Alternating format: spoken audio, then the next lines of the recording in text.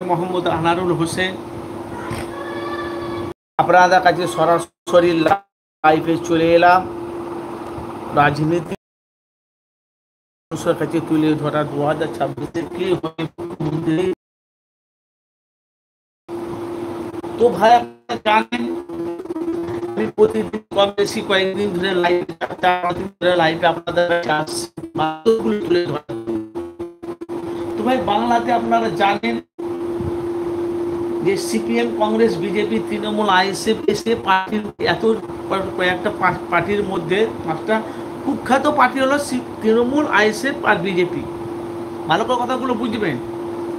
কেন ভাই আমি যখনই লাইভে আসি ইনপটির মানুষের কাছে বাস্তবগুলো আমি তুলে ধরি।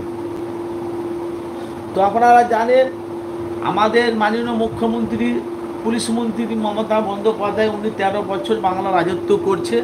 2026-এ আবার একটা সিএমের ভোট হবে, মুখ্যমন্ত্রীর ভোট হবে। কিন্তু এখন কিছু সংখ্যালঘু মানুষ তারা নওশাদকে সিএম হিসেবে চাইছে, মুখ্যমন্ত্রী হিসেবে। কিছু আবার বাংলার মানুষ তারা মমতাকে চাইছে। আবার কিছু কিছু মানুষ আছে বাংলার মধ্যে তারা কিন্তু বিজেপিকে ডেকে নিয়ে আসছে বাংলাতে।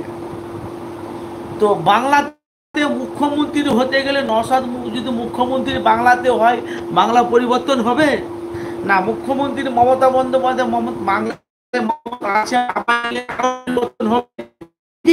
যারা আমার লাইভটি দেখছেন প্রত্যেকটা ভাইকে আমি গুনাহগার মোহাম্মদ আনারুল হোসেন থেকে আপনাদেরকে ভালোবাসা জানার মধ্যে ভাষার মধ্যে যদি কোনো কেউ যদি ভাই কথায় ব্যথা যদি পেয়ে থাকেন ভাই ক্ষমা করে দেবে বন্ধু হিসেবে।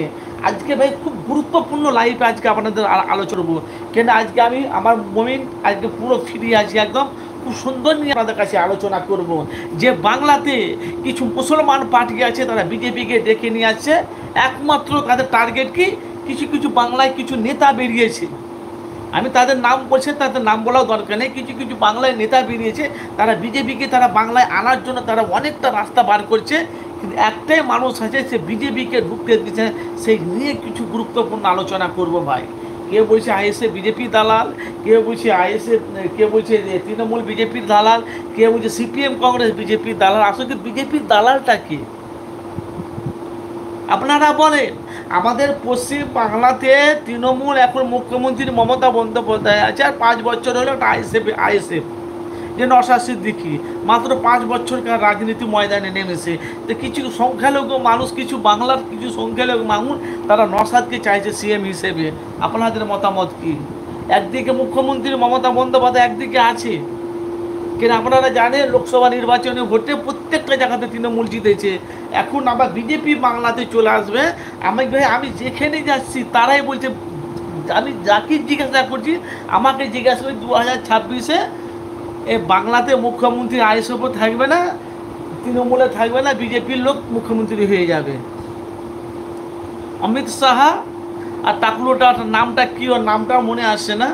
তবে আপনাদের মতামত কি, এরা সিএম হবে না মুখ্যমন্ত্রী থাকবে, না নওশাদ হবে নতুন করে সিএম? আচ্ছা বাংলার মানুষ নওশাদকে সিএম করবে, কিন্তু অনেক মানুষ তারা নওশাদকে চাইছে মুখ্যমন্ত্রী হিসেবে। একদম মুখ্যমন্ত্রী মমতা বন্দ্যোপাধ্যায় আছে, বাংলার অনেক মানুষ বলছে 34 বছর রাজত্ব করেছে, আর সেই সিপিএম 35 বছর রাজত্ব করবে তৃণমূল পার্টি। ভাই আপনাদের মতামত কি, বিজেপি বাংলায় আসবে না আইএসএফ 2026-এ সিএম মুখ্যমন্ত্রী হয়ে যাবে? আপনাদের মতামত কি ভাই একটু কমেন্ট করবে। আসসালামু আলাইকুম ভাইজান। ওয়ালাইকুম আসসালাম ওয়া রাহমাতুল্লাহি ওয়া বারাকাতুহু।